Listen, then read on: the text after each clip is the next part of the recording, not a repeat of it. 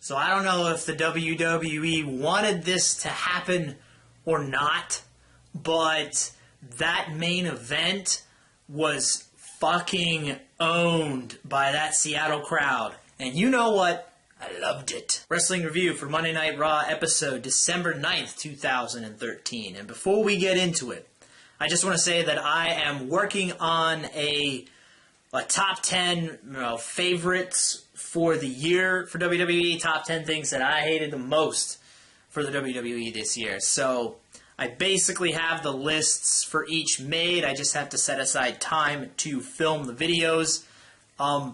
It's not going to be anything spectacular as far as production goes. Don't expect anything major there because this is a low-budget operation I got going here. And by low budget, I mean zero budget.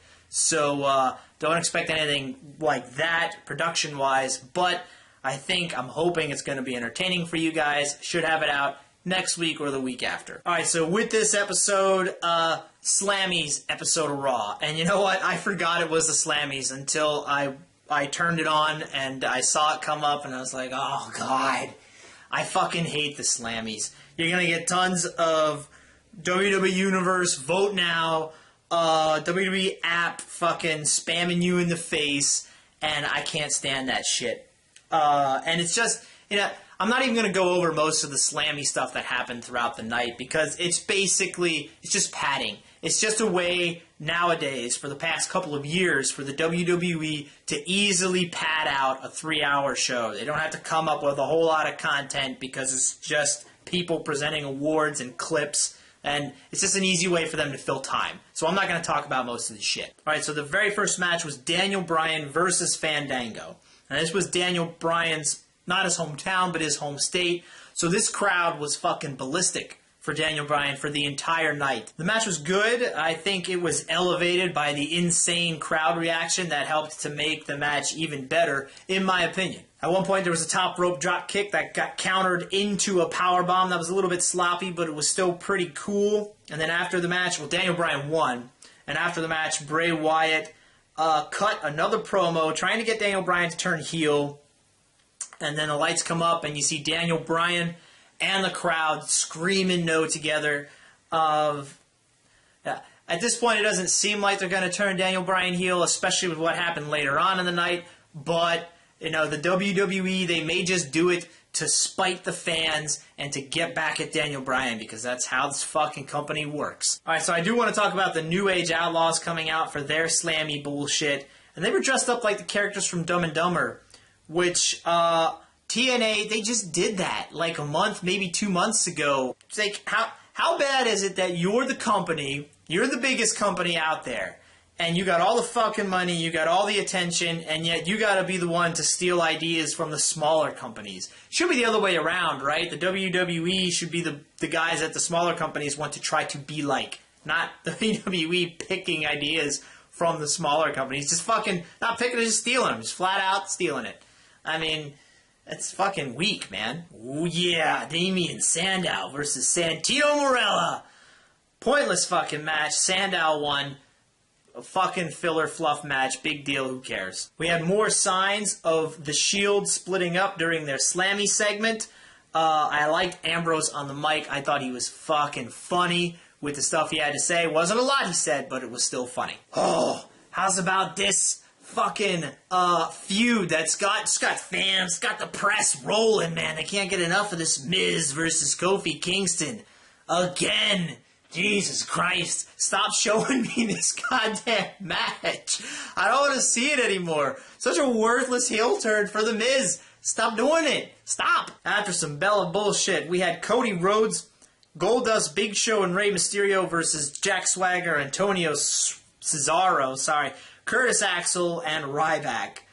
And aside from Ryback looking like fucking shit during this match, the rest of the match was pretty good. And at the end, Mysterio pinned Axel to get the victory, and Curtis Axel got his ass handed to him at the end of this match. I mean, he was just taking spots left and right there. So Daniel Bryan won Superstar of the Year. I'm happy that he won, and at this point, he actually got to cut a little bit of a promo. And after that, we had Fake Cara versus, guess who?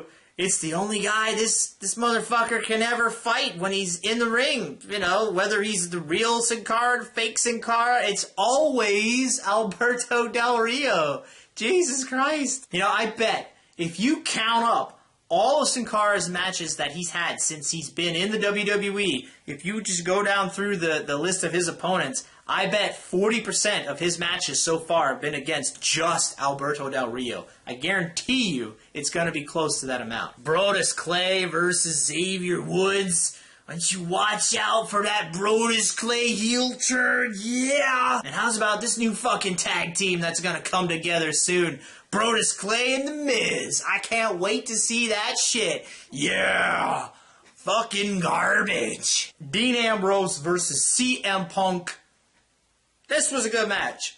I really enjoyed this match. There was actually solid wrestling in this match. And they really pushed the Shield breakup angle in this match. I think now it could actually happen at the pay-per-view. And Punk could win because of the Shield, you know, costing themselves the match, basically. The CM Punk won this match with the GTS. Then afterwards, he got speared by Roman Reigns after winning. But this was a long match. I was pretty entertained from beginning to end, including the spear. So this gets a thumbs up for me. Okay, now let's talk about the Most Extreme Moment of the Year award.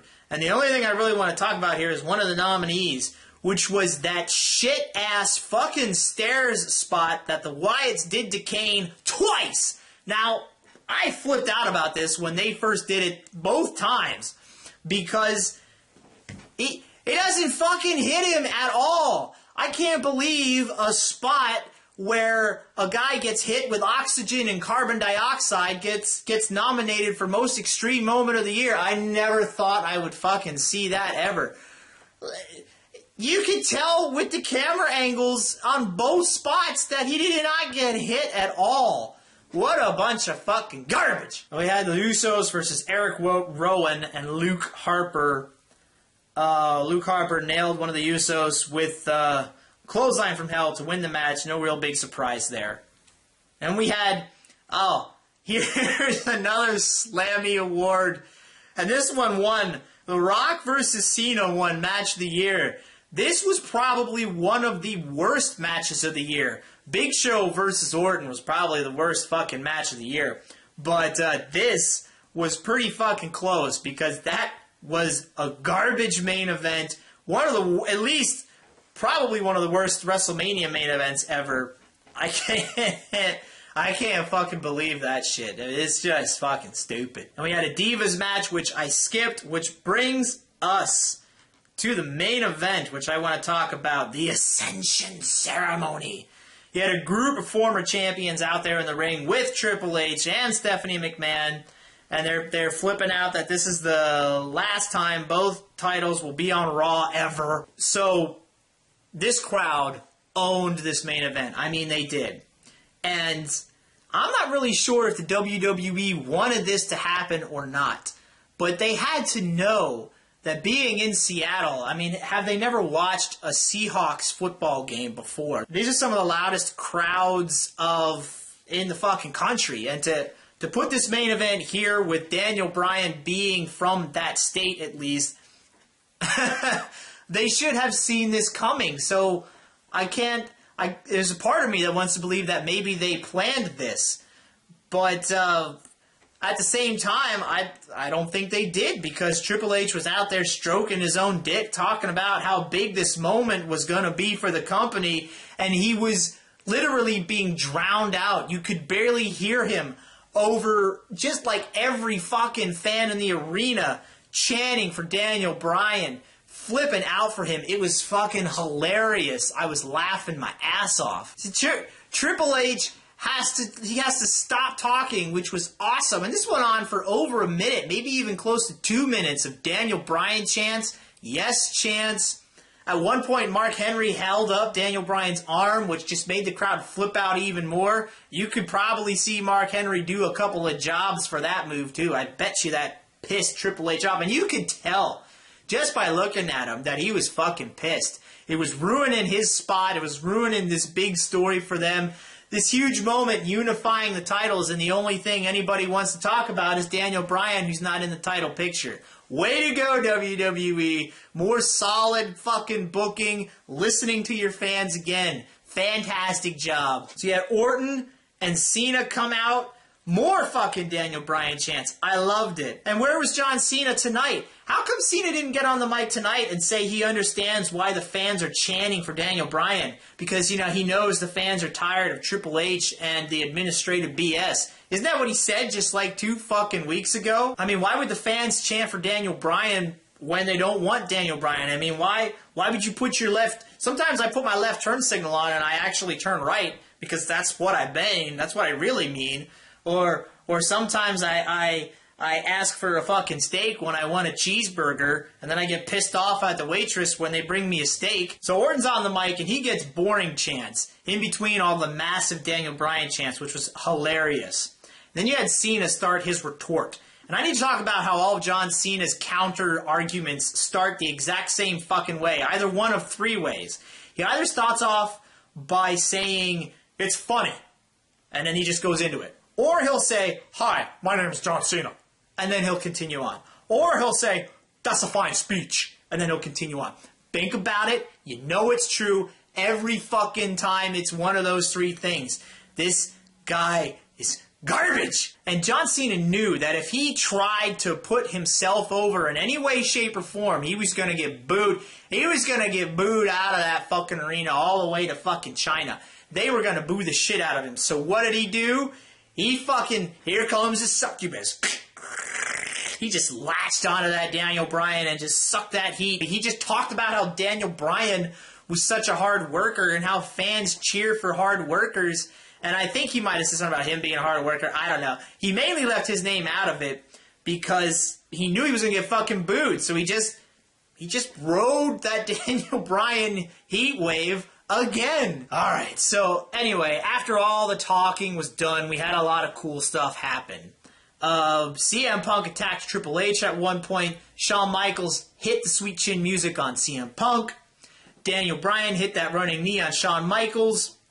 And then Daniel Bryan pushed Orton into Stephanie McMahon when Orton was trying to do the RKO. Knocked Stephanie over. Triple H got pissed and pedigreed Orton. And then you had Cena standing with Triple H and Stephanie as the show went off the air, with Orton looking like a little bitch again. So overall, I'm going to give this show a C+ as my rating. And I was ready to give this Raw a much lower grade before that main event.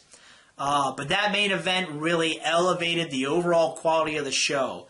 And I would say the last 5 minutes was because of the WWE, but the rest of the main event was all about that crowd. The crowd owned it, and I loved it. They destroyed Triple H. They didn't want anything to do with their main event title unification bullshit. They wanted to see Daniel Bryan, and they let everybody and their brother in that fucking company know it, and I thought that was awesome. And the stuff that happened at the very end was very cool. You got to see all the major players get involved. I really don't know if there's going to be any follow-up on it. I doubt it, because the WWE is so wishy-washy and half-assed. You know, let's come up with it on Monday morning, what we got to do on Monday night booking. I don't expect there to be any follow-up on it, but for that night and on that moment, it was very cool to see. All right, that's it. JB Squared 61279 with a wrestling review, and I will be back actually at some point this week to do a TLC predictions video. So I will see you guys then.